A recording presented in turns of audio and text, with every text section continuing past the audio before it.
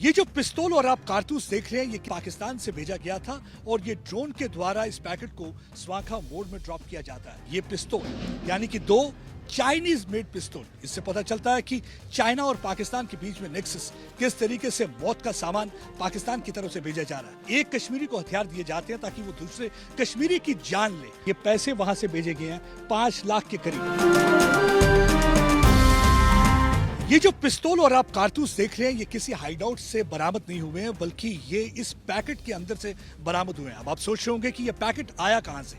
ये पैकेट पाकिस्तान से भेजा गया था और ये ड्रोन के द्वारा इस पैकेट को स्वाखा मोड में ड्रॉप किया जाता है। और स्वाखा मोड में उस जगह पे जो कि सिर्फ 7 किलोमीटर की दूरी अंतर्राष्ट्रीय सीमा से और आधा किलोमीटर की दूरी हम कह सकते हैं हाईवे से, नेशनल हाईवे से आधा किलोमीटर की दूरी। और देखिए जैसे ये सुबह पैकेट मिलता है गांव वाले इन्फॉर्म करते हैं पुलिस को, इलाके की घेराबंदी की जाती है। जब घेराबंदी की जाती है तो पैकेट दिखता है। पैकेट के बाद वहां से पे हमारा बम निरोधक दस्ता आ जाता है और वो पैकेट को खोलता है। पैकेट को खोलने के बाद आप देख सकते हैं कि क्या बरामद हुआ है। ये पिस्तौल यानी कि दो चाइनीज मेड पिस्तौल, इससे पता चलता है कि चाइना और पाकिस्तान के बीच में नेक्सस, किस तरीके से मौत का सामान पाकिस्तान की तरफ से भेजा जा रहा है। उसके अलावा आप देख सकते हैं कि ये किस तरीके से ये गोलियां कारतूस वहां से भेजे जाते हैं, किस तरीके से मैगजीन भेजी जा रही है। मेरे ख्याल से हमारे सियासतदानों को सोचना होगा। एक अक्सर बात कहते हैं कि पाकिस्तान से बातचीत होनी चाहिए। अरे बाबा, किस पाकिस्तान से बातचीत की बात करते हैं आप, जहां से मौत का सामान आता है। एक कश्मीरी को हथियार दिए जाते हैं ताकि वो दूसरे कश्मीरी की जान ले। उसके साथ साथ आपने देखा होगा कि टेरर फंडिंग को लेकर काफी ज्यादा मुहिम चलाई गई है, कैंपेन चलाई गई है हमारी सुरक्षा एजेंसियों की तरफ से। टेरर फंडिंग को पूरी तरह से प्लग करने की कोशिश की गई है। इस बार 5 लाख के करीब वहां से, देखिए ये पैसे वहां से भेजे गए हैं 5 लाख के करीब।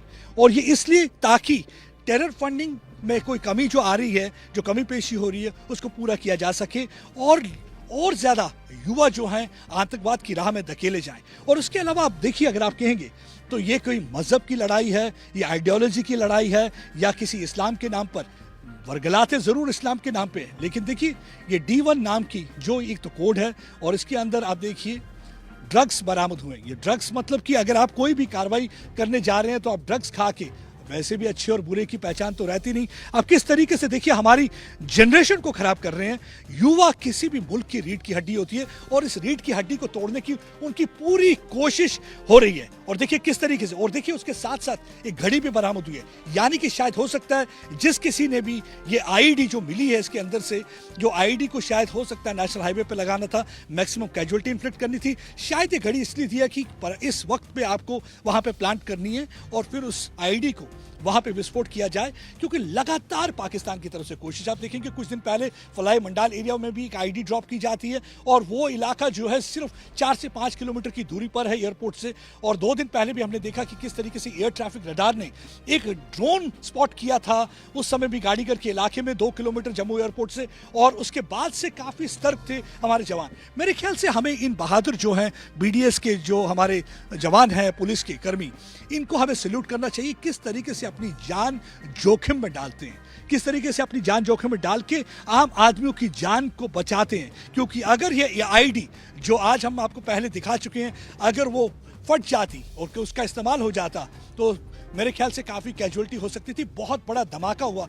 और अब आपको सोचना होगा कि आपके असली वेलविशर खैरख्वाह कौन है। आपके असली खैरख्वाह ये वर्दी वाले हैं। ये पाकिस्तान आपका खैरख्वाह नहीं है, ना ही वो भाड़े के आतंकवादी आपके खैरख्वाह हो सकते हैं। आपको मजहब के नाम पे वर्गला जरूर सकते हैं, आपको इस्लाम के नाम पे वर्गला जरूर सकते हैं, लेकिन ना ही वो इस्लाम में बिलीव करते हैं, ना ही मजहब में बिलीव करते हैं, क्योंकि उनका काम है सिर्फ पैसे लेकर मौत के सौदागर बन गए हैं और वो मारते हैं। और यही वो पिछले कई वर्षों से करते आ रहे हैं। 32 वर्ष हो चुके हैं, हजारों की तादाद में युवाओं की जान गई है। और उसके लिए अगर कोई भी जिम्मेवार है तो वो पाकिस्तान है। अब वो नई साजिश, क्योंकि मालूम है कि इन्फिल्ट्रेशन करना इतना आसान नहीं है। और अब किस तरीके से देखिए ये ड्रोन के जरिए आता है पैकेट, और ये जब उस इलाके में पहुंचता है उसके बाद ये पैकेट को इस तरीके से ड्रॉप किया जाता है और ड्रॉप करने के बाद ड्रोन वापस पाकिस्तान चला जाता है। लेकिन हमारे सतर्क पुलिस के जो कर्मी हैं एक बार फिर से उनके इरादों को विफल कर दिया और एक बार फिर से एक बड़ा हादसा होने से बचा दिया, वरना जम्मू को दहलाने की उनकी पूरी कोशिश थी।